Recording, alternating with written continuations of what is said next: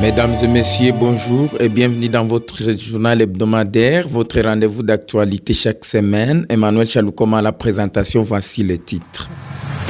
À Bagira, KGN a reçu en visite guidée les élèves du complexe scolaire Omega Didui et de l'Institut de Bagira.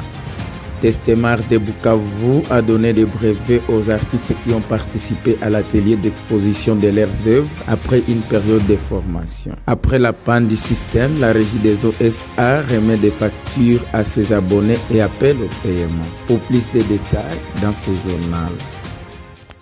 Dans le souci de renforcer les liens entre les enseignements théoriques et la pratique professionnelle, les élèves du complexe scolaire Omega Didui et ceux de l'Institut de Bagira ont effectué ce lundi 22 décembre 2025 une visite guidée au bureau de l'organisation Caribou Jeunesse Nouvelle située dans la commune de Bagira. Encadrés par leurs enseignants respectifs, les apprenants ont été chaleureusement accueillis par le staff de KJN. Cette visite a permis aux élèves de découvrir de manière concrète les fonctionnements internes de l'organisation, les différents services qui la composent, ainsi que les rôles et responsabilités de chaque agent dans la mise en œuvre des activités en faveur de la jeunesse et des femmes. Le Dunkunzi Mwami, chef de programme au sein de Caribou Jeunesse Nouvelle, explique.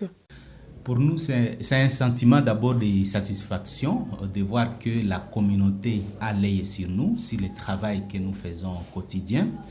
Il y a plusieurs associations qui sont dans la ville de Bukavu, mais ces deux institutions, l'Institut de Bagira et l'Institut Omega en provenance d'Idjui, ont trouvé quelque chose, une touche spéciale chez nous, où ils sont venus pour nous visiter et visiter nos locaux et savoir ce que nous faisons au quotidien, palper des doigts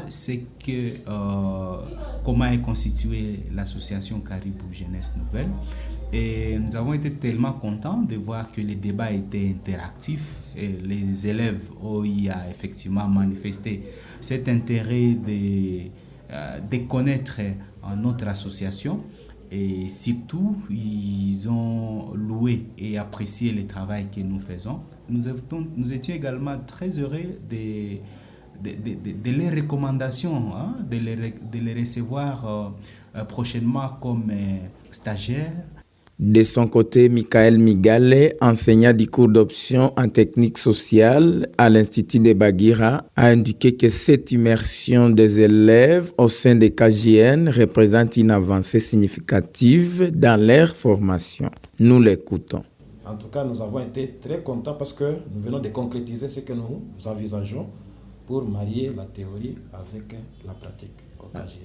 D'abord, pour l'association KJN, nous voulons remercier et encourager KJN dans le travail qu'il est en train de faire, dans ce que KJN a réussi à réaliser au courant des années de son existence. En tout cas, nous l'encourageons à continuer dans cet élan et de perfectionner avec l'appui de tout le monde. Prenant la parole à son tour, David Muzouka Nabulingi a exprimé sa gratitude pour l'accueil réservé aux élèves. Il a par ailleurs exhorté les partenaires techniques et financiers à redoubler d'efforts afin de renforcer les capacités de l'organisation, notamment dans son domaine d'intervention, axé sur la prise en charge des femmes et des jeunes. Il en parle au micro de votre web radio. Aux partenaires, d'abord, je les demanderai de soutenir toujours Caribou Jeunesse Nouvelle, puisque c'est une association qui vient de nous recevoir aujourd'hui pour la première fois. Et nous demandons à ces partenaires-là de fournir beaucoup d'efforts, d'encourager, de donner beaucoup de moyens à Caribou Jeunesse Nouvelle, afin que KJN puisse s'occuper normalement de la jeunesse tels que les élèves dont nous sommes venus avec. Les élèves principaux bénéficiaires de cette activité n'ont pas caché leur satisfaction. Ils ont salué la qualité des explications fournies par les personnels de KJN et l'opportunité qu'il leur a offerte de mieux comprendre les réalités professionnelles liées à la technique sociale. Parlons de l'art à Bukavu. Ce lundi 22 décembre 2025, le centre culturel Testemar a poursuivi ses activités d'exposition d'art dans ses locaux situés à l'entrée de l'hippodrome en commune d'Ibanda à Bukavu. Une initiative des jeunes artistes qui a réuni un public nombreux venu découvrir des créations porteuses de messages forts sur les réalités sociales et environnementales de la région. Pax Tchanoua pour les détails. Réalisées à partir des matières focales telles que l'argile et la sève végétale, les œuvres exposées témoignent du génie créatif des artistes et de leur engagement citoyen. À travers la peinture et d'autres formes d'expression artistique, ces créateurs abordent des thématiques majeures qui affectent le quotidien des communautés, notamment le déplacement massif des populations, les constructions anarchiques, les phénomènes d'érosion, les éboulements, les incendies et bien d'autres défis. Hop Alfred, chargé de programme au sein de Testemart, nous en dit plus. C'était l'exposition générale pour la clôture du projet La Coupe du Cou, qui avait été lancé il y a déjà 2 mois à peu près. Le projet était dans le cadre de former les jeunes à la conception de la peinture à base de matières locales, c'est-à-dire argile et la sève végétale, en même temps à la mise en œuvre de cette peinture produite, c'est-à-dire la fabrication ou bien la production des œuvres artistiques, des tableaux. Normalement, une œuvre ne peut pas être produite sans cause. Il n'y a jamais eu de la fumée sans feu. Voilà, donc lorsque l'on produit une œuvre, il faut savoir, l'artiste doit savoir pourquoi, et il doit y en avoir normalement un message. Voilà, donc il y avait une thématique sur laquelle les artistes étaient en train de travailler. C'était de savoir les conséquences par rapport au déplacement massif de la population. Du côté des artistes, l'art est perçu comme un prolongement de leur vécu. Inspirés par les réalités de leur quartier et village, les œuvres exposées traduisent des histoires de souffrance, mais aussi d'espoir et de résilience. Bira Mijimi, jeune artiste participant à l'exposition, explique.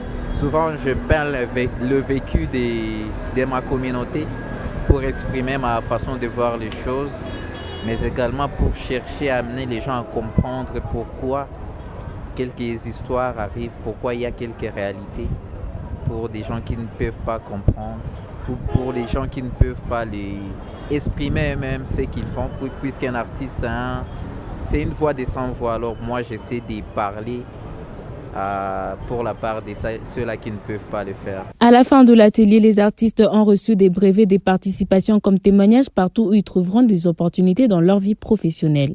Cette activité s'est inscrite dans le cadre du projet La Coupe du Cou, mise en œuvre avec l'appui de Uwezo Africa Initiative et Enabel.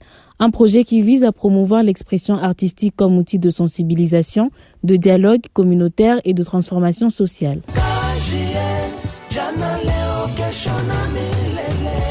Parlons de l'eau potable à Bukavu. Après une panne du système, la direction régionale de la régie des eaux du Sud Kivu informait sa clientèle que les factures de consommation dont du mois de novembre ont été entièrement traitées et déposées chez les abonnés depuis le mercredi 17 décembre 2025. N'est-ce pas, Pax Tchanoua? Cette communication rendue publique ce 24 décembre 2025 fait suite au communiqué du 11 décembre 2025 annonçant une panne du système informatique ayant retardé le traitement des factures. Mudumbi Moueze, directeur régional de cette entreprise, nous en parle.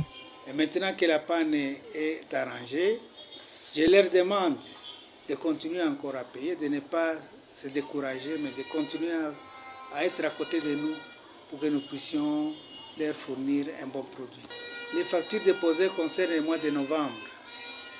Je vous avais dit que nous facturons à crédit. Disons, la population consomme à crédit et la facture vient après.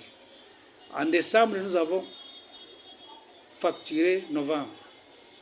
En décembre, nous allons facturer, en janvier plutôt, nous allons facturer décembre. Bon, ceux qui ne veulent pas honorer leurs factures, malheureusement, nous serons obligés d'interrompre la fourniture chez eux. Ce sont des cas malheureux puisque notre objectif n'est pas de priver de l'eau aux abonnés.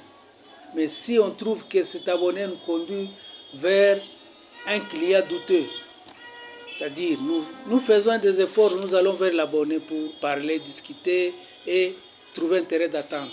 Mais si nous trouvons que malgré nos efforts d'aller vers l'abonné, il n'y a pas un feedback, nous serons obligés d'interrompre. Cette entreprise publique invite les abonnés ayant reçu leur facture du mois de novembre 2025 à se rendre dans les guichets des agences de Kadutu, Muungu, Bagira, Panzi, Nguba, Indépendance et Ibanda, ainsi qu'au bureau auxiliaire de Chimpunda Onel, sans oublier le bureau de perception de Kamagema et Kassié, afin de procéder au paiement des dites factures et de celles antérieures restées en souffrance. Les guichets sont ouverts du lundi au vendredi de 7h30 à 14h30 et le samedi de 11h juste à 14h juste. Par ailleurs, la Régie des eaux SA, siège de Bukavu, a remercié sa clientèle pour sa compréhension et sa collaboration, tout en lui adressant ses vœux de bonne fête de la Nativité de Jésus-Christ et des meilleurs vœux pour l'année 2025. À présent, mesdames et messieurs, c'est la fin de notre journal hebdomadaire. Merci de l'avoir suivi avec attention et rendez-vous pour la semaine prochaine.